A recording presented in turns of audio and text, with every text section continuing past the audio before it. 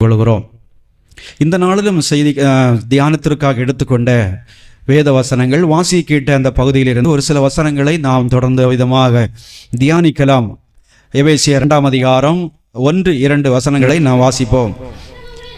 அக்கிரமங்களினாலும் பாவங்களினாலும் மரித்தவர்களாய் இருந்த உங்களை உயிர்ப்பித்தார். அவைகளில் நீங்கள் முற்காலத்திலே இவ்வுலக வழக்கத்திற்கு ஏற்றபடியாகவும் கீழ்ப்படியாமையின் பிள்ளைகளிடத்தில் இப்பொழுது கிரியை செய்கிற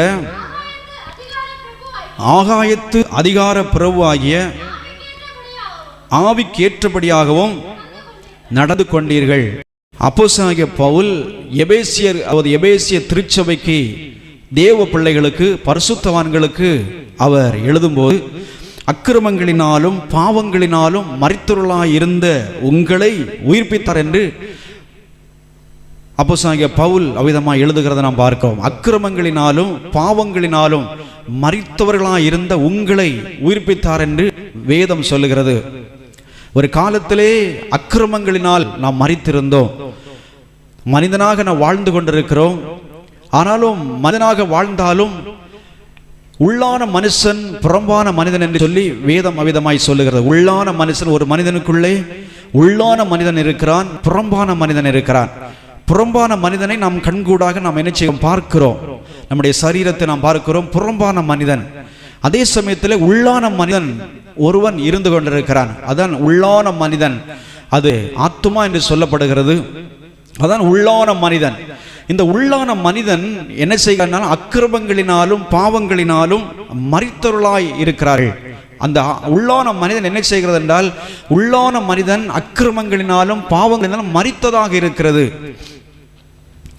அப்படி மரித்தவர்களாய், அதாவது மரித்த உள்ளான மனிதன் மரித்ததாக காணப்படுகிறது.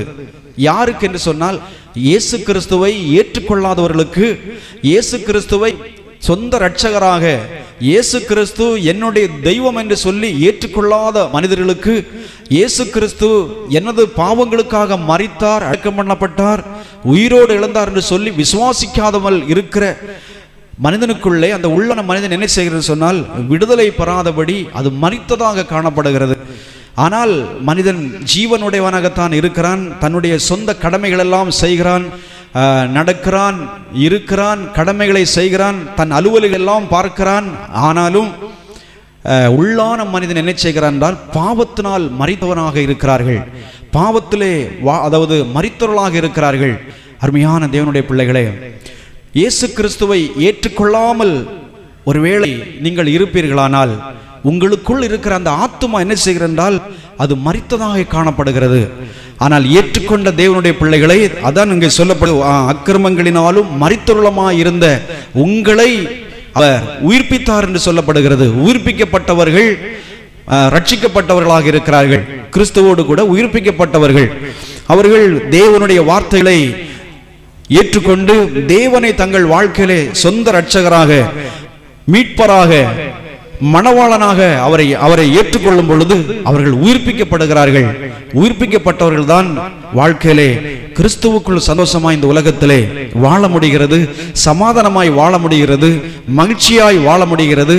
என்னதான் உலகத்திலே இருந்தாலும் அதை விட ஒரு மேலான சமாதானத்தை அந்த உயிர்ப்பிக்கப்பட்ட தேவனுடைய பிள்ளைகள் செய்கிறார்கள் என்றால் அனுபவித்துக் கொண்டிருக்கிறார்கள். அருமையான தேவனுடைய பிள்ளைகளே, பாருங்கள், உயிர்ப்பிக்கப்படாதவர்கள் உயிர்ப்பிக்கப்பட வேண்டும், உயிர்ப்பிக்கப்படாதவர்கள் உயிர்ப்பிக்கப்பட வேண்டும். அப்படி என்றால் ரட்சிக்கப்படாதவர்கள் ரட்சிக்கப்பட வேண்டும். ஏனென்றால் அக்கிரமங்களினாலும் பாவங்களினாலும் உங்களுக்குள் இருக்கிற அந்த ஆத்துமா என்ன செய்கிறது என்றால், உள்ளான மனிதன் மரித்தவனாக இருக்கிறான். ஆகையினால் தான் வேதம் வாசிக்க முடியாதது, ஜெபிக்க முடியாதது, தேவனை உற்சாகமாய் ஆராதிக்க முடியாதது, தேவனுடைய அன்பை உங்களால் ருசிக்க முடியாதது, தேவனுடைய பிரசன்னத்தை உங்களால் உணர முடியாதது. ஏனென்றால் இவையெல்லாம் ஏன் உங்களால் செய்ய முடியவில்லை என்று சொன்னால், இவையெல்லாம் ஏன் உங்களால் அனுபவிக்க முடியவில்லை என்று சொன்னால், உள்ளான மனிதன், உங்களுக்குள் இருக்கிற உள்ளான மனிதன் அது மரித்ததாக காணப்படுகிறது. ஏன் அக்கிரமங்களினால் மரித்ததா இருக்கிறது, பாவங்களினால் மரித்ததா இருக்கிறது. அப்படி என்றால் ஒருவேளை ஆண்டவரை நீங்கள் ஏற்றுக்கொள்ளாத உங்களுக்குள்ளே ஒரு கேள்வி உங்களுக்கு எழும்பலாம். நான் யாருக்கும் எந்த அக்கிரமமும் செய்யவில்லையே, யாருக்கும் எந்த தீங்கும் நான் செய்யவில்லையே, நான் எந்த பாவமும் நான் செய்யவில்லையே, அப்படி என்றால் எனக்குள் இருக்கிற ஆத்துமாவும் மரித்துதான் இருக்கிறதா என்று சொல்லி உங்களுக்குள்ளே, ரட்சிக்கப்படாதவர்களுக்குள்ளே ஒரு கேள்வி எழும்பலாம். அருமையான தேவனுடைய பிள்ளைகளே, நீங்கள் ஒருவேளை சன்மார்க்கமாய் நீங்கள் வாழ்ந்து கொண்டிருக்கலாம். ஒருவேளை கிறிஸ்தவ பெற்றோருக்கு பிறந்து கிறிஸ்தவ முறைப்படி நீங்கள் கிறிஸ்தவர்களாக நீங்கள் வாழ்ந்து கொண்டிருக்கலாம். ஆனாலும் உங்களுக்குள் இருக்கிற அந்த உள்ளான மனிதன் ஆத்துமா என்ன செய்வது என்று சொன்னால் அது மரித்ததாய் காணப்படுகிறது. ஏனென்றால் ஆதாம் நிமித்தமாக, ஆதாம் தேவனுடைய வார்த்தையை மீறினதன் நிமித்தமாக நாம் எல்லா வேதம் ரோமர்கள் நிருபத்திலே வாசிக்கும் போது பாவம் செய்யாதவர்களையும் அது ஆண்டு கொண்டது என்று சொல்லி அவ்விதம் நாம் வாசிக்கிறோம். பாவம் செய்யாதவர்களையும் அது ஆண்டு கொண்டது. அவர்கள் நிமித்தமாக மனுக்குலம் முழுவதும் பாவிகள் என்ற நிலையிலே வாழ்ந்து கொண்டிருக்கிறார்கள். அருமையான தேவனுடைய பிள்ளைகளை, ஆகவே கிறிஸ்துவுக்குள் வராதவர்கள், உயிர்ப்பிக்கப்படாதவர்கள் அந்த மரித்த மனிதனாக காணப்படுகிறார்கள். புறம்பான மனிதன் ஜீவன் உள்ளவனாக இருக்கிறான், கடமைகளை செய்கிறான். ஆனாலும் உள்ளுக்குள் அந்த ஆத்துமா என்ன செய்கிறது சொன்னால் அது அக்கிரமங்களினாலும் பாவங்களினாலும் மரித்தவர்களாக இருக்கிறது. அருமையான தேவனுடைய பிள்ளைகளே, ஆகவே ரட்சிப்பின் அனுபவத்தை பெற்றுக்கொள்ளாதவர்கள் யாராகிலும் இருந்தால் நீங்கள் அந்த அனுபவத்திற்குள்ள வர வேண்டும் என்று ஆண்டவருடைய வார்த்தை சொல்லுகிறது. உங்களை உயிர்ப்பிக்கப்பட்டவர்களை பார்த்துதான் சொல்லுகிற, அக்கிரமங்களினாலும் பாவங்களினாலும் மரித்தவர்களாக இருந்த உங்களை உயிர்ப்பித்தார், ஆண்டவராக இயேசு கிறிஸ்து உயிர்ப்பித்தார் என்று சொல்லப்படுகிறது. அவைகளில் நீங்கள் முற்காலத்திலே இவ்வுலக வழக்கத்துக்கு ஏற்றபடியாகவும் கீழ்ப்படியாமையின் பிள்ளைகளிடத்திலே இப்பொழுது கிரியை செய்கிற ஆகாயத்து அதிகார பிரபுவாகிய ஆவிக்கேற்றபடியாகவும் நடந்து கொண்டீர்கள். ஆண்டவரை இந்த உயிர்ப்பிக்கப்பட்டவர்கள் உயிர்ப்பிக்கப்படுவதற்கு முன்பதாக எப்படி இருந்தார்கள் என்று சொன்னால், நீங்கள் முற்காலத்தில் இவ்வுலக வழக்கத்திற்கு ஏற்றபடியாகவும் கீழ்ப்படியாமையின், அப்படி என்றால் இப்பொழுது கீழ்ப்படியாமல் இருக்கிறவர்கள், இப்பொழுது உயிர்ப்பிக்கப்படாமல் இருக்கிறவர்கள், இப்பொழுது கிறிஸ்துவை ஏற்றுக்கொள்ளாமல் இருக்கிறவர்கள், இப்பொழுது இயேசுவை தங்கள் வாழ்க்கையில தெய்வமாய் அங்கீகரிக்காமல் இருக்கிற ஒரு மனிதன், அதன் சொல்லப்படுகிறது இப்பொழுது கீழ்ப்படியாமையின் பிள்ளையிடத்திலே இப்பொழுது கிரியை செய்கிற ஆகாயத்து அதிகார பிரபுவாகிய ஆவிக்கேற்றபடியாகவும் நடந்து கொண்டீர்கள். இப்பொழுது உயிர்ப்பிக்கப்படாதவரிடத்திலே இப்பொழுது கிரியை செய்கிறது. வேதம் சொல்லுகிறது, கிரியை செய்கிற ஒரு மனிதன் இருக்கிறான், அவன் கிரியை செய்கிற ஆகாயத்து அதிகார பிரபுவாகிய ஆவிக்கேற்றபடி. பாருங்கள், கிரியை செய்கிற ஆகாயத்து அதிகார பிரபு. அருமையான தேவனுடைய பிள்ளைகளே, பிசாசுக்கு பல பெயர்கள் இருக்கிறது. அவன் அந்தகார லோகாதிபதி, அவன் திருடன் என்று சொல்லி எல்லாம் பிசாசுக்கு அநேக பெயர்கள் வேதத்தில் சொல்லப்படுகிற நாம் பார்க்கிறோம். இங்கே சொல்லப்படுகிற ஒரு பெயர் தான் கிரியை செய்கிற ஆகாயத்து அதிகார பிரபு. ஆகாயத்து அதிகார பிரபு, இது சாத்தானை குறிக்கிற ஒரு வார்த்தையாக இருக்கிறது. ஆகாயத்து அதிகார பிரபு ரட்சிக்கப்படாதவர்களுக்குள்ளே அவன் கிரியை செய்து கொண்டிருக்கிறான். அவனுக்குள் அவர்கள் வாழ்ந்து கொண்டிருக்கிறார்கள், அவனுக்குள் அவனுடைய அதிகாரத்திற்குள் இருக்கிறார்கள், சாத்தானுடைய அதிகாரத்திற்குள் இருக்கிறார்கள். அப்படி ஒரு காலத்தில் உயிர்ப்பிக்கப்பட்ட தேவ பிள்ளைகள் எப்படி இருந்த பிரபுவான் ஆவிக்கேற்றபடியாக நடந்து கொண்டீர்கள். இவ்வுலக வழக்கத்திற்கு ஏற்றபடியாக பாருங்கள், உயிர்ப்பிக்கப்பட்டவர்கள் ஒரு காலத்திலே வாழ்ந்து கொண்டிருந்தீர்கள். அப்படி வாழ்ந்து கொண்டிருந்தீர்கள், உலக வழக்கத்தின்படி செய்தீர்கள், உலக வழிபாடுகளுக்குள் சிக்கிக் கொண்டிருந்தீர்கள், உலகத்திலே உலக காரியங்களிலே அவ்விதமாய் உலக வழக்கத்திற்கு ஏற்றபடியாகவும் வாழ்ந்து கொண்டிருந்தீர்கள். அருமையான தேவனுடைய பிள்ளைகளே, ஒரு சிலர் தேவனுடைய பிள்ளைகளாக இருந்தும் அதே வழக்கத்தை வைத்திருக்கிறத நாம் பார்க்கிறோம். இப்பொழுதும் பாருங்கள், சகுனம் பார்க்கிறது, நாள் பார்க்கிறது, நட்சத்திரம் பார்க்கிறது, இப்படி சில காரியங்களை இப்பொழுதும் நடைமுறையில் வைத்துக் கொண்டிருக்கிறத நாம் பார்க்கிறோம். அது வேதத்திற்கு புறம்பான காரியம். ஒரு உயிர்ப்பிக்கப்பட்ட தேவனுடைய பிள்ளைகள், தேவனால் மீட்கப்பட்ட தேவனுடைய பிள்ளைகள் முன்னாடி இருந்த அந்த வழக்கங்களை நாம் என்ன செய்யக்கூடாது, கற்றுக்கொள்ளக்கூடாது. அதை தொடர்ந்து நாம் அதையெல்லாம் வைத்து நம்முடைய வாழ்க்கையில அதை செய்யக்கூடாது. பாருங்கள், அவைகள் நீங்கள் முற்காலத்திலே இவ்வுலக வழக்கத்திற்கு ஏற்றபடியாகவும், முற்காலத்திலே அப்படி இருந்தீர்கள், நாள் பார்த்தீர்கள், நட்சத்திரங்களை பார்த்தீர்கள், சகுனம் பார்த்தீர்கள், நல்ல நாள் பார்த்தீர்கள். ஆனால் இனி நீங்கள் அப்படி இருக்கக்கூடாது என்று வேதம் சொல்லுகிறது. இனி அப்படி இருக்கக்கூடாது. அப்படி இருந்தால் அது பிசாசினுடைய அதிகாரத்திற்குள் நாம் இருக்கிறோம் என்பதை அறிந்து கொள்ள வேண்டும். அருமையான தேவனுடைய பிள்ளைகளே, குடும்பத்தில் ஒரு நன்மையான காரியங்கள், ஒரு மகிழ்ச்சியான காரியங்கள் நடக்கும்போது அப்பொழுதுதான், அதாவது சில பிசாசுக்குரிய காரியங்களை செய்கிறது நாம் பார்க்கிறோம். அதாவது எதிர்ப்பு பார்க்கிறது, நாள் பார்க்கிறது, நல்ல நாள் பார்த்து காரியங்களை வைப்பது, இப்படியெல்லாம் செய்கிறது நாம் பார்க்கிறோம். கானாவூர் கல்யாணம் அதாவது 3ஆம் நாளிலே கானாவூர் கல்யாணம் நடந்தது என்று பார்க்கிறோம். 3ஆம் நாள் அப்படி என்றால் ஞாயிறு, திங்கள், செவ்வாய்க்கிழமை. இப்பொழுது நடைமுறையிலே நம்முடைய உலக வழக்கத்தின்படி நடைமுறையில் நாம் பார்க்கும்போது செவ்வாய்க்கிழமை திருமணங்களை ஒழுங்குபடுத்த மாட்டார்கள், செவ்வாய்க்கிழமை திருமணம் வைக்க மாட்டார்கள். ஏனென்றால் அது மோசமான நாள் என்று சொல்லி அப்படி ஒதுக்குகிறதை நாம் பார்க்கிறோம்.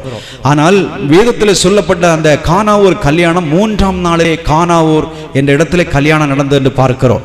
3ஆம் நாள் என்று சொல்லும்போது செவ்வாய்க்கிழமை. அருமையான தேவனுடைய பிள்ளைகளே, யூதர்கள் அவருடைய வழக்கத்தின்படி செவ்வாய்க்கிழமையை அவர்கள் மேன்மையாக வைத்திருந்தார்கள். அப்படி அவர்கள் அந்த 3ஆம் நாளிலே கல்யாணத்தை வைத்திருக்கிறது நாம் பார்க்கிறோம். இப்படி மனிதர்கள் தேவனுடைய பிள்ளைகளுக்கு ஒவ்வொரு நாட்களும் நல்ல நாட்களாகவே இருக்கிறது. ஒவ்வொரு காரியங்களும் பாருங்கள், ஒவ்வொரு தேவனால் உண்டாக்கப்பட்ட நாட்கள் அது நல்லதாகவே இருக்கிறது. ஆகவே நாம் முற்காலத்திலே இவ்வுலக வழக்கத்திற்கு ஏற்றபடியாகவும் கீழ்ப்படியாமையின் பிள்ளைகளிடத்திலே இப்பொழுது கிரியை செய்கிற ஆகாயத்து அதிகார பிரவாய ஆவிக்கேற்றபடியும் படியாகவும் நடந்து கொண்டீர்கள். ஒரு காலத்தில் அப்படி நாம் நடந்து கொண்டோம். ஆனால் இனி நாம் என்ன செய்யக்கூடாது? அப்படி உலக வழக்கத்திற்கு ஏற்றபடி நாம் நடக்கக்கூடாது. உலக மனிதர்கள் ஒருவேளை அவர்கள் நாள் பார்க்கலாம், நட்சத்திரங்களை பார்க்கலாம், அவர்களோடு சேர்ந்து நாமும் என்ன செய்யக்கூடாது? அப்படியே நாம் பார்க்க கூடாது. ஏனென்றால் கர்த்தர் நமக்கு போதுமானவராய், கர்த்தர் நமக்கு துணையாளராக இருக்கிறார். ஜபித்து ஒரு காரியங்களை நாம் செய்கிறோம். அநேகர் ஜபித்த பிறகும் சில கிரியைகளை நடப்பிக்கிறதை நாம் பார்க்கிறோம். முதலாவது ஊழியக்காரர்களை கூப்பிட்டு ஜெபம் செய்வார்கள். ஜெபம் பண்ணிவிட்டு ஊழியக்காரர்கள் போன உடனே வேறு கிரியைகளை செய்கிறதை நாம் பார்க்கிறோம். அருமையான தேவனுடைய பிள்ளைகளே, தேவன் பார்த்து கொண்டிருக்கிறார், தேவனுடைய கிரியைகளை பார்த்து கொண்டிருக்கிறார். ஆகவே பாருங்கள், முற்காலத்தில் நாம் நடந்தது படி இனி நாம் நடக்கக்கூடாது. நாம் தேவனுடைய பிள்ளைகள், நாம் தேவனால் மீட்கப்பட்டவர்கள். ஆண்டவராகிய இயேசு கிறிஸ்து உங்களை உயிர்ப்பித்திருக்கிறார். அக்கிரமங்களினாலும் பாவங்களினாலும் வாழ்ந்து கொண்டிருந்த உங்களை அவர் உயிர்ப்பித்திருக்கிறார். உங்களை அவர் ரட்சித்திருக்கிறார். உங்களை அவர் மீட்டு கொண்டிருக்கிறார். அவருடைய இரத்தத்தினால் நீங்கள் கழுவப்பட்டிருக்கிறீர்கள். நீங்கள் தேவனுடைய பிள்ளைகளின் அதிகாரத்திற்குள் இருக்கிறீர்கள். இனி முற்காலத்தில் நடந்த வழக்கத்தின்படி நாம் நிச்சயம் கூட நடந்து கொள்ளக்கூடாது. அது ஆவிக்கு அந்த அந்தகார ஆராய்த்து அதிகார பிறவாகிய ஆவிக்கேற்றபடி உள்ள கிரியைகள் என்பதை நாம் அறிந்து கொள்ள வேண்டும். ஆகவே இனி நாம் தேவனுடைய பிள்ளைகள் என்ற அதிகாரத்திற்குள் இருக்கிறோம். தேவ பிள்ளைகளாய் நாம் என்ன செய்ய வேண்டும்? அப்படி தேவனுக்கு பிரியமில்லாத பிசாசுக்குரிய காரியங்களை நாம் என்ன செய்யக்கூடாது? செய்யக்கூடாது. மூன்றாவதாக நாம் வாசிக்கும் போது 3வது வசனத்தை, அவர்களுக்குள்ளே நாம் எல்லாரும் முற்காலத்திலே நமது மாம்ச இச்சையின்படியே நடந்து நமது மாம்சமும் மனசும் விரும்பினவைகளை செய்து சுபாவத்தினாலே மற்றவர்களைப் போல கோவாக்கினின் பிள்ளைகளாக இருந்தோம். பாருங்கள், மற்றவர்களைப் போல நாம் எல்லாரும் முற்காலத்திலே நமது மாம்ச இச்சையின்படி நடந்து நமது மாம்சம் மனசும் விரும்பினவைகளை செய்தோம். நம்முடைய மாம்ச இச்சையின்படி நடந்தோம், உலக வழக்கத்தின் ஏற்றபடி நடந்தோம், மனசும் மாம்சம் விரும்பினவைகளை செய்து அப்படியே நடந்தோம். அது அப்படி செய்து சுபாவத்தினாலே மற்றவர்களைப் போல கோவாக்கினின் பிள்ளைகளாக இருந்தோம். ஒரு நாள் கோவாக்கினின் பிள்ளைகளாக நாம் வாழ்ந்து கொண்டிருந்தோம். அருமையான மீட்கப்பட்ட தேவனுடைய பிள்ளைகளே, ஒரு காலத்திலே தேவனுடைய கோவாக்கினைக்குள்ளாக நாம் வாழ்ந்து கொண்டிருந்தோம். ஆனால் மீட்கப்பட்ட இப்பொழுது நாம் தேவனுடைய பிள்ளைகளாக பாருங்கள், ஆக்கினை தீர்ப்புக்கு உட்படாதவர்களாய் நாம் வாழ்ந்து கொண்டிருக்கிறோம். தேவன் அப்படி நம்மை மாற்றி இருக்கிறார். ஒரு காலத்தில் நாம் ஆக்கினைக்கு உட்பட்டதாக வாழ்ந்து கொண்டிருந்தோம். இப்பொழுதும் கூட அந்த ஆண்டவருக்குள்ள உயிர்ப்பிக்கப்படாத தேவனுடைய பிள்ளைகள், உயிர்ப்பிக்கப்படாமல் இருக்கிறவர்கள் எப்படி இருக்கிறீர்கள் என்று சொன்னால், தேவனுடைய சுபாவத்தினாலே மற்றவர்களைப் போல கோவாக்கினின் பிள்ளைகளாக இருக்கிறீர்கள். தேவனுடைய கோவாக்கினின் பிள்ளைகளாக மீட்கப்படாதவர்கள் இருந்து கொண்டிருக்கிறார்கள். யார் யாரெல்லாம் மீட்கப்படவில்லையோ, யார் யாரெல்லாம் தேவனுடைய சத்தியத்திற்கு கீழ்ப்படியவில்லையோ, யார் யாரெல்லாம் கிறிஸ்துவை உங்கள் சொந்த இரட்சகராக இருதயத்திலே தெய்வமாய் நீங்கள் ஏற்றுக்கொள்ளாமல் நீங்கள் வாழ்ந்து கொண்டிருக்கிறீர்களோ, அப்படிப்பட்டவர்களை வேதம் என்ன சொல்லுகிறது சொன்னால், மற்றவர்களை கோவாக்கினின் பிள்ளைகளாக இருக்கிறார்கள், தேவனுடைய கோவாக்கினின் பிள்ளைகளாக இருந்து கொண்டிருக்கிறார்கள் என்று சொல்லி ஆண்டுடைய வார்த்தை சொல்லுகிற நாம் பார்க்கிறோம். அருமையான தேவனுடைய பிள்ளைகளே, நீங்கள் கோபாக்கினைக்கு என்று நியமிக்கப்பட்டவர்கள் அல்ல, நீங்கள் தேவனுடைய பிள்ளைகளாய் மாற வேண்டும் என்று தேவன் விரும்புகிறார். நீங்கள் தேவனுடைய பிள்ளைகளாய் வாழ வேண்டும் என்று தேவன் விரும்புகிறார். தேவனுடைய பிள்ளைகளாய், தேவனுடைய சுதந்திரவாளிகளாய் நீங்கள் அவர் அன்பிலே நீங்கள் வர வேண்டும் என்று தேவன் எதிர்பார்த்து என்ன செய்கிறார் என்றால், அவர் உங்கள் மேலே இரக்கமுடைய தேவனாக இருக்கிறார். எப்பொழுது என் பிள்ளைகள் என்னுடைய அன்பை ருசிப்பார்கள், எப்படி என்னுடைய பிள்ளைகள் என்னுடைய ரட்சிப்பை சொந்தமாக்கிக் கொள்வார்கள், எப்படி பிள்ளைகள் என்னுடைய தாகத்தை தீர்த்து கொள்வார்கள் என்று சொல்லி ஆண்டவராகிய இயேசு கிறிஸ்து தாகத்தோடு அவர் நின்று கொண்டிருக்கிறார். ஒவ்வொரு அதான் எந்த பாவியாகிலும் என் அண்டை வருகிறவன் நான் புறம்பே தள்ளுவதில் என்று சொல்லி ஆண்டவர் சொல்லுகிறார். எந்த பாவியாகிலும், எப்பேற்பட்ட பாவியாகிலும் என் அண்டை வருகிறவனை நான் புறம்பே தள்ளுவதில் என்று ஆண்டவர் சொல்லுகிறார். அருமையான தேவனுடைய பிள்ளைகளே, ஒருவேளை நாம் சன்மார்க்கர்களாக நாம் வாழ்ந்து கொண்டிருக்கலாம். ஒருவேளை துன்மார்க்க கிரியைகள் ஒன்றும் நம்மளே காணப்படாமல் இருக்கலாம். சன்மார்க்கமாய் வாழுகிற ஒரு மனிதர்களாக நாம் காணப்படலாம். ஆனாலும் சன்மார்க்கர்களையும் தேவன் என்ன செய்கிறார் என்றால், அந்த ரட்சிப்புக்குள்ளே வர வேண்டும் என்று தேவன் விரும்புகிறவராய் இருக்கிறார். துன்மார்க்கர் அதே சமயத்திலே துன்மார்க்கமாய் வாழுகிற மனிதர்கள், அவர்களுக்குள்ள எப்போதும் ஒரு பயமும் திகிலும் இருந்து கொண்டே இருக்கும். சமாதானம் இல்லாமல் வாழ்ந்து கொண்டிருப்பார்கள். அவர்களுக்கு தேவனுடைய அன்பு அவர்களுக்குள்ளே கிரியை செய்யும் போது அப்படியே கீழ்ப்படிந்து, இந்த பாவியை நேசிக்கிறீரா, இவ்வளவு பாவம் செய்த, இவ்வளவு அக்கிரமங்களில் வாழ்ந்து கொண்டிருந்த இந்த கொடூரமான பாவியையும் ஆண்டவரே நீர் நேசிக்கிறாரா என்று சொல்லி அவருடைய அன்புக்குள்ளே வருகிறத நாம் பார்க்கிறோம்.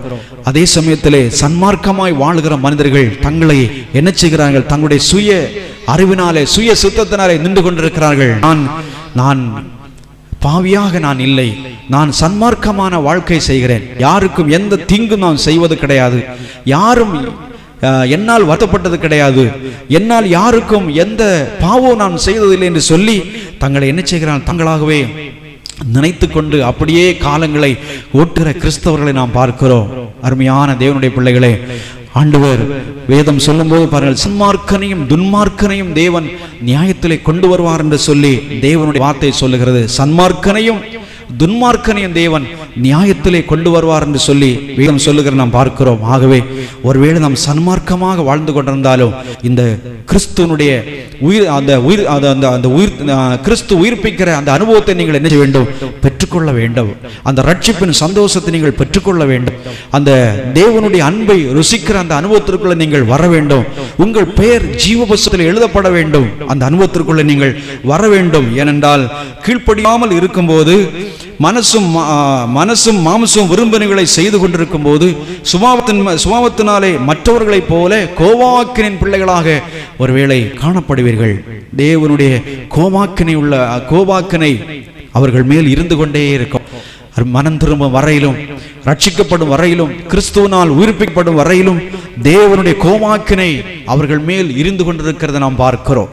அப்படி என்றால் அருமையான தேவனுடைய பிள்ளைகளை பாருங்கள், ஆண்டவருக்குள்ளே அதாவது துன்மார்க்கமாக வாழ்ந்து தேவனுக்கு பிரியமில்லாமல் வாழ்ந்து அக்கிரமங்களில் வாழ்ந்து கொண்டது சில மனிதர்களுடைய குடும்பங்களிலே பார்க்கும்போது சந்ததிகள் அவிதமாய் பாதிக்கப்படுகிறத நாம் பார்க்கிறோம். அந்த சாபங்கள் தொடர்ந்து அவ்விதமாய் வருகிறத நாம் பார்க்கிறோம். எதனால் என்று சொன்னால், அவருடைய துர்க்கிரியைகள், துன்மார்க்கமான வாழ்க்கை, தேவனுக்கு பிரியமில்லாத வாழ்ந்த வாழ்க்கை, அது என்ன செய்கிறால் முன்னோர்கள் செய்தது சந்ததிகளை அது பாதிக்கிறதாக இருக்கிறது. அப்படி சாபத்திற்குள்ளாக வாழ்ந்து கொண்டிருக்கிறார்கள். அப்படி இருக்கும்போது அந்த தேவனுடைய அந்த கோபாக்கினை அவர்கள் மேல் என்ன செய்து இருந்து கொண்டே இருக்கிறது. அது என்ன செய்கிறால் குடும்பங்கள் அது பாதிப்பை கொண்டு வருகிறத நாம் பார்க்கிறோம். அதே சமயத்திலே இந்த உயிர்ப்பிக்கப்பட்ட அனுபவத்திற்குள்ளே அந்த குடும்பங்கள் வரும்போது, அந்த மனிதர்கள் வரும்போது, அந்த ரட்சிப்பின் சந்தோஷத்தை அவர்கள் பெற்றுக்கொள்ளும் போது என்ன நடக்கிறது சொன்னால், அவர்கள் மேல் இருக்கிற அந்த தேவனுடைய கோபாக்கினை என்ன செய்ய சொன்னால், அந்த கிறிஸ்துவை அவர்கள் ஏற்றுக்கொள்ளும் போது, இந்த ஆண்டவரால் அவர்கள் உயிர்ப்பிக்கப்படும் போது அந்த கோபாக்கினை, அந்த சாப கிரியைகள் அவர்களை விட்டு தேவன் அப்படியே என்ன செய்கிறார் சொன்னால் ஒரு இமைப்பொழுதிலே மாற்றி விடுகிறத நாம் பார்க்கிறோம். அவர்கள் மேல் இருக்கிற அந்த கோபாக்கினை நீங்கி போகிறத நாம் பார்க்கிறோம். எப்படி என்றால், அவர்கள் இயேசுவின் பிள்ளைகளாக மாறும்போது இந்த அனுபவங்கள் அவர்களுக்குள்ளே நடக்கிறத நாம் பார்க்கிறோம். அந்த குடும்பங்களிலே அந்த சாபங்கள் மாறுகிறத நாம் பார்க்கிறோம். ஆகவே நம்முடைய வாழ்க்கையில் கூட ஒருவேளை சன்மார்க்கமாக இருந்து கொண்டிருக்கிறோம் என்று சொல்லி அப்படி அதனால் திருப்திப்பட்டு அப்படியே நாம் என்ன செய்யக்கூடாது, நிற்கக்கூடாது. நான் சன்மார்க்கமாய் வாழுகிறேன், துன்மார்க்கமான கிரியைகள் என்னிடத்தில் இல்லை, அக்கிரமங்கள் நான் யாருக்கும் செய்யவில்லை, பாவ வாழ்க்கையில் நான் வாழவில்லை என்று சொல்லி நம்மையே நாம் திருப்திப்பட்டவர்களாக அப்படிப்பட்ட ஒரு கிறிஸ்து அனுபவத்தில் நாம் வாழக்கூடாது. நீங்களும் அப்படிப்பட்ட சன்மார்க்கமாய் இருக்கிறவர்களும் என்ன செய்ய வேண்டும், கிறிஸ்துவினால் உயிர்ப்பிக்கப்படுகிற அனுபவத்தை நீங்கள் பெற்றுக்கொள்ள வேண்டும். உங்களுக்குள் இருக்கிற அந்த உள்ளான மனிதன் என்ன செய்ய வேண்டும், கிறிஸ்துவுக்குள் உயிர்ப்பிக்க அனுபவத்தை நீங்கள் பெற்றுக்கொள்ள வேண்டும். அது அப்படி வரும்போது தான் உங்களுக்கு உண்மையான ஒரு சந்தோஷம், உண்மையான ஒரு மகிழ்ச்சி, உண்மையான ஒரு அந்த ஆறுதலையும் சமாதானத்தை நீங்கள் அடைய முடியும் என்பதை அறிந்து கொள்ள வேண்டும். 4வது வசனத்தை வாசிக்கும் போது, தேவனோ இரக்கத்தில் ஐஸ்வர்யம் உள்ளவராய் நம்மில் அன்பு கூர்ந்த தம்முடைய மிகுந்த அன்பினாலே அக்கிரமங்களில் மரித்தவர்களாய் இருந்த நம்மை கிறிஸ்துவுடனே கூட உயிர்ப்பித்தார். கிருபையினாலே ரட்சிக்கப்பட்டீர்கள், கிருபையினாலே ரட்சிக்கப்பட்டீர்கள். அல்லேலூயா, அல்லேலூயா. அருமையான தேவனுடைய பிள்ளைகளே, தேவனோ நீங்கள் அப்படி இருந்தீர்கள், கோபாக்கினின் பிள்ளைகளாய் ஒரு காலத்தில் நீங்கள் இருந்தீர்கள், அக்கிரமங்களை செய்து கொண்டிருந்தீர்கள், பாவங்களிலே மரித்தவர்களாக இருந்தீர்கள், தேவனுக்கு பிரியமில்லாத வாழ்க்கை நம்மிடத்தில் இருந்தது, மனசும் மாசும் விரும்பினவைகளை செய்து கொண்டிருந்தோம். அப்படி இருந்த போதிலும் தேவனோ என்ன செய்த பாருங்கள், தேவனோ இரக்கத்தில் ஐஸ்வர்யம் உள்ளவராய் நம்மில் அன்பு கூர்ந்த தம்முடைய மிகுந்த அன்பினாலே பாருங்கள், தேவனோ இந்த அக்கிரமங்கள்லாம் பார்க்காதபடி தேவனோ நம்மில் என்ன செய்தாரா, அன்பு கூர்ந்தார். இரக்கத்தில் ஐஸ்வர்யம் உள்ளவர் தேவன், இரக்கத்தில் ஐஸ்வர்யம் உள்ளவர். அருமையான தேவனுடைய பிள்ளைகளே, மனிதர்களுக்குள்ளும் இரக்கம் இருக்கிறது. ஆனால் மனிதருடைய இரக்கம் எல்லாம் ஒரு எல்கை உண்டு, ஒரு எல்கை இருக்கும். ஒவ்வொரு மனிதர்கள் இரக்கம் காட்டினாலும் மனிதருக்குள் இருக்கிற இரக்கம் அது ஒரு எல்கையோடு நின்றுவிடும். நமக்கு பிடிக்காத காரியங்கள் செய்துவிட்டால் அவன் மேல் இருக்கிற இரக்கம் நம்மை விட்டு என்ன செய்விடும், போய்விடும். ஆனால் தேவனுடைய இரக்கம் அப்படி இல்லை.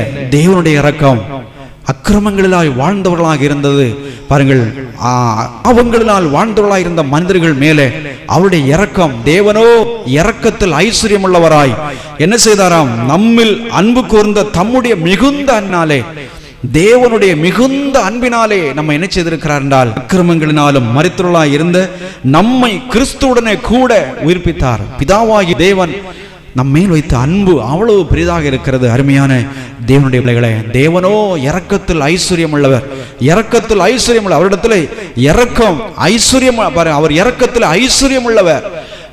இன்றைக்கு உலகத்திலே நாம் ஒரு மனிதனை பார்த்து கோடிக்கணக்கான ஐஸ்வர்யங்கள் இருந்தால் நாம் அவர்களை பார்த்து என்ன சொல்லுவோம், அவர் பணத்தில் ஐஸ்வர்யம் உள்ளவர், சொத்துக்களில் ஐஸ்வர்யம் உள்ளவர், அந்தஸ்தில் ஐஸ்வர்யம் உள்ளவர் என்று சொல்லி நாம் அவர்களை பார்த்து சொல்லுவோம் அல்லவா? ஆனால் தேவன் இவை எல்லாவற்றை பார்க்கலும், மனிதர்களை பார்க்கலும் தேவன் என்ன எப்படிப்பட்டவராம், இரக்கத்தில் ஐஸ்வர்யம் உள்ளவராக இருக்கு. அவரிடத்தில் இரக்கம் தாராளமாக இருக்கிறது. அருமையான தேவனுடைய பிள்ளைகளை பாருங்கள், எவ்வளவு கொடிய காரியங்கள் செய்து அப்படியே வாழ்ந்து கொண்டிருக்கிற ஒரு மனிதனும் அவர் பாதத்திலே மனம் திரும்பி ஆண்டவரே என்று கூப்பிடும் போது, என் மேல கிருபையாயிரும் என்று சொல்லும் போது அவர் அப்படியே மனது உருகிறவராக இருக்கிறார். அப்படியே அந்த பாவியின் மேல் மனது உருகிறவராக இருக்கிறார். மனது உருகி தம்முடைய அன்பை அவர்களுக்கு வெளிப்படுத்துகிற ஒரு தேவனாக இருக்கிறார். அப்படிப்பட்ட ஒரு இரக்கத்தில் ஐஸ்வர்யம் உள்ள தெய்வத்தை நாம் பார்க்கிறோம்.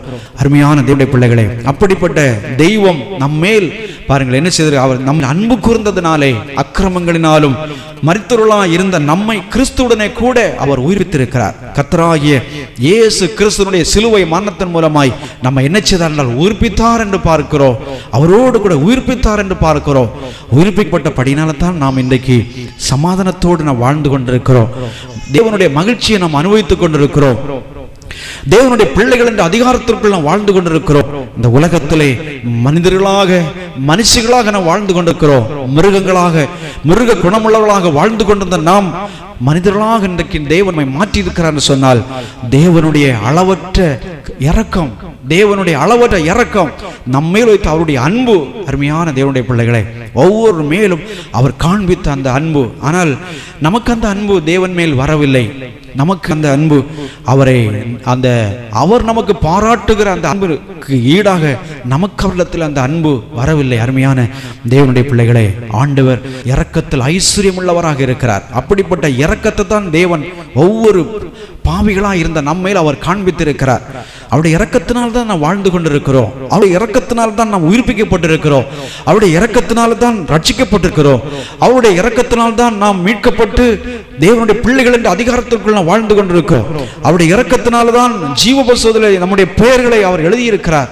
அப்படி தேவன் நம்மை வழிநடத்தி கொண்டிருக்கிறார். ஆகவே அந்த அன்புக்குள்ளே நாம் என்ன தேவனுடைய அந்த அன்பை நாம் உணர வேண்டும். அருமையான தேவனுடைய பிள்ளைகளே, பிதாவாகிய தேவன் சுவிசேஷங்களை வாசிக்கும் போது தேவன் நம்மிடத்தில் அன்பு கூர்ந்த காரியங்கள் எல்லாம் அங்காங்கு வசங்களிலே நாம் படிக்க முடியும். தேவன் தம்முடைய ஒரே பேரான குமாரனை இந்த உலகத்துக்கு அனுப்பி நம்முடைய தேவன் நம்மை அன்பு கூர்ந்தார் என்று பார்க்கிறோம். நம்மேல் அன்பு கூர்ந்தார் என்று பார்க்கிறோம். அப்படிப்பட்ட ஒரு தெய்வம் நாம் ஆராதித்து கொண்டிருக்கிறோம். அருமையான தேவனுடைய பிள்ளைகளே, ஆகவே தேவனுடைய அன்புக்குள்ளே நாம் என்ன செய்யணும்? வளர வேண்டியவர்களாக இருக்கிறோம். கிருபையினாலே தேவன் நம்மை ரட்சித்திருக்கிறார். அவருடைய கிருபை நம்மை ரட்சித்திருக்கிறது. அவருடைய இரக்கம் நம்மை உயிர்ப்பித்திருக்கிறது. அவர் நம்மேல் கூர்ந்த அந்த அன்பு நம்ம என்ன செய்திருக்கிறது சொன்னால், அந்த உயிர்ப்பிக்கப்பட்ட அனுபவத்திற்குள்ள தேவன் நம்மை அவர் நடத்தி இருக்கிறதை நாம் பார்க்கிறோம். ஆகவே நாம் என்ன செய்ய வேண்டும்? முடிவு பரியந்தம் தெய்வீக அன்புக்குள்ள நாம் என்ன செய்ய வேண்டும்? வாழ பிரயாசப்படுகிறவர்களாக நாம் இருக்க வேண்டும். இந்த தேவனுடைய அன்பை விட்டு நாம் என்ன செய்யக்கூடாது? ஒருபோதும் பின்வாங்கி போகக்கூடாது. உண்மையான தேவனுடைய பிள்ளைகளே, மனிதனுடைய அன்பெல்லாம் ஒரு நாள் மாறி போகும். மனிதனுடைய அன்பெல்லாம் ஒரு நாள் மாறி போகும். அது மனிதனுடைய இயற்கை. மனிதர்களுக்கு பாருங்கள், அது மனிதர்களாக இருக்கிறப்ப நாம் சாதாரண மனிதர்கள். மனிதனுடைய அன்பு நாம் மற்றொருடத்தில் காண்பிக்க அன்பெல்லாம் அது மாயான அன்பாக இருக்கிறது. ஆனால் ஒரு மனிதனிடத்தில் தேவன் காண்பிக்கிற அன்பு அது இம்மையிலும் மறுமையிலும் அந்த அன்பு என்ன செய்கிறது? தொடர்ந்து கொண்டே இருக்க நாம் பார்க்கிறோம். இயேசு கிறிஸ்துனுடைய அன்பு, உங்க மேல அவர் வைத்திருக்கிற கிறிஸ்துனுடைய அந்த அன்பு, இயேசு கிறிஸ்துனுடைய அந்த அன்பு அது இம்மையிலும் உங்களோடு அது தொடர்கிறது. மறுமையிலும் என்ன செய்கிறது? அந்த தேவன் உங்களை அன்பாய் நடத்துகிறதை நாம் பார்க்கிறோம். ஆகவே உலகத்தில் நமக்கு போராட்டங்கள், உலகத்தில் நமக்கு நெருக்கடிகள், உலகத்தில் நமக்கு சரீரத்தில் பலவீனங்கள், நாம் எதிர்பாராத காரியங்கள் நம்முடைய வாழ்க்கையில தாக்கும் போது நாம் என்ன கூட சோர்ந்து போகக்கூடாது. ஏனென்றால் உலகம் ஒரு நாள் நம்மை கைவிட போகிறது. இந்த உலகத்திலிருந்து நாம் ஒரு நாள் பிரிந்து செல்ல போகிறோம். அப்பொழுது நம்முடைய நித்தியத்தை நாம் என்ன செய்ய வேண்டும்? நித்தியத்தை நாம் எங்கு கழிப்போம் என்பதை இந்த உலகத்தில் வாழ்ந்து கொண்டிருக்கும் போதே நாம் என்ன செய்யணும்? அதை ஆராய்ந்து தேடி அதை நாம் கண்டுபிடிக்க வேண்டியவர்களாக இருக்கிறோம். உலகத்தில் நாம் நன்றாக இருக்கும்போது, வாலிபத்திலே நன்றாக இருக்கும்போது, நல்ல சுகத்தோடு இருக்கும்போது நாம் மறுமையை குறித்து மறுமையை குறித்து நாம் சிந்திக்க வேண்டும். நம்முடைய நித்தியத்தை குறித்து நாம் சிந்திக்க வேண்டும். நித்தியத்தை, நம்முடைய மரணமோ தேவனுடைய வருகையோ நம்மை சந்தித்தால் நம்முடைய நித்தியத்தை நாம் எங்கே கழிப்போம் என்பதை குறித்து நாம் என்ன செய்ய வேண்டும்? ஆராய்ந்து பார்க்க வேண்டியவர்களாக இருக்கிறோம், சிந்திக்க வேண்டியவர்களாக இருக்கிறோம். அருமையான தேவனுடைய பிள்ளைகளே, தேவன் அன்புள்ளவர், அவர் இரக்கத்தில் ஐஸ்வர்யம் உள்ளவர். ஆகவேதான் அக்கிரமங்களினாலும் பாவங்களினாலும் மரித்தவர்களாய் இருந்த நம்மை அவர் கிறிஸ்துவோடு கூட நம்ம என்ன செய்திருக்கிறார்? உயிர்ப்பித்தார் என்று வேதம் சொல்லுகிறது. கிறிஸ்துவோடு கூட நம்ம உயிர்ப்பித்தார். தேவனுடைய பிதாவாகிய தேவனுடைய இரக்கம், அதற்காகத்தான் இயேசு கிறிஸ்துவை இந்த உலகத்திற்கு பிதாவாகிய தேவன் அனுப்பினார். அவருடைய சொந்த குமாரன் என்றும் பாராமல் நமக்காக ஜீவனை கொடுக்கும்படி தம்முடைய நேச குமாரனாகிய இயேசுவை இந்த உலகத்திற்காக, எனக்காக, உங்களுக்காக அவர் அனுப்பி இருக்கிறார். அருமையான தேவனுடைய பிள்ளைகளே, நம்மை மீட்கும்படியாய் இந்த உலகத்திற்கு இயேசு கிறிஸ்து வந்தார். நம்மை அவருடைய கிருபையின் ஐஸ்வர்யத்தினால் நம்மை ரட்சித்திருக்கும்படியாய், அவருடைய பிள்ளைகளாய் இந்த உலகத்தில் வாழ்ந்திருக்கும்படி, பாவத்திலே அழிந்து போகாமல் இருக்கும்படி, அக்கிரமங்களினாலும் பாவங்களினாலும் அப்படியே நாம் அழிந்து போகாதபடிக்கு அவர் நம்மை மீட்கும்படியா இந்த உலகத்திற்கு இயேசு வந்தார் என்று சொல்லி வேதம் சொல்லுகிறது. அவரை விசுவாசிக்கிறவர்கள் பாக்கியவான்கள். யாராயிருந்தாலும் அவரை விசுவாசிக்கிறவர்கள் பாக்கியவான்கள். அருமையான தேவனுடைய பிள்ளைகளே, ஒருவேளை படிப்பறிவு இல்லாமல் இருக்கலாம், வசதிகள் ஒன்றும் இல்லாமல் இருக்கலாம், பணம் இல்லாமல் இருக்கலாம், சொத்துக்கள் இல்லாமல் இருக்கலாம். ஆனாலும் இயேசுவை உங்கள் வாழ்க்கையில் நீங்கள் அனுபவிப்பீர்களானால், அவரை ஏற்றுக்கொள்வீர்களானால், அவரை உங்களுடைய இருதயத்தில் தெய்வமாக, அவரே உங்களுக்கு சொந்த சம்பத்தாக இருப்பார். அவருக்கு நீங்கள் சம்பத்தாக இருப்பீர்கள். வேற இந்த உலகத்திலே வேறெல்லாம் மாயாக இருக்கிறது. அருமையான தேவனுடைய பிள்ளைகளே, உலகத்திலே நாம் நிர்வாணியாய் வந்தோம். நிர்வாணியாக ஒரு நாள் இந்த உலகத்தை விட்டு போகிறோம். ஆனால் கிறிஸ்துவோடு ஒரு மனிதன் போகும்போது அவர் நித்தியத்திலே அவர்கள் என்ன செய்கிறார்கள் சொன்னால், இயேசுவோடு கூட அந்த ஆனந்த பாக்கியத்திற்குள்ளாக வாழ அவர்கள் ஆயத்தப்படுகிறார்கள். அதே சமயத்திலே இந்த உலகத்தை ஒட்டி வாழ்கிறவர்கள் உலகத்தையே மையமாக வைத்து, உலகமே சதம் என்று நினைத்து, எல்லா காரியங்களுக்கும் உலகம் போதும் என்று சொல்லி மனசும் மாம்சம் விரும்பினங்களை செய்து வாழ்ந்து கொண்டிருக்கிறவர்கள் தங்களுடைய நித்தியத்தை வேதனையான இடத்திலே கழிக்கப் போகிறார்கள். ஆகவே நம்மை குறித்து நாம் தான் ஆராய்ந்து பார்க்க வேண்டும், சிந்திக்க வேண்டும். நம்முடைய ஆத்துமாவை குறித்து, உள்ளான மனிதனை குறித்து நாம் சிந்திக்க வேண்டும்.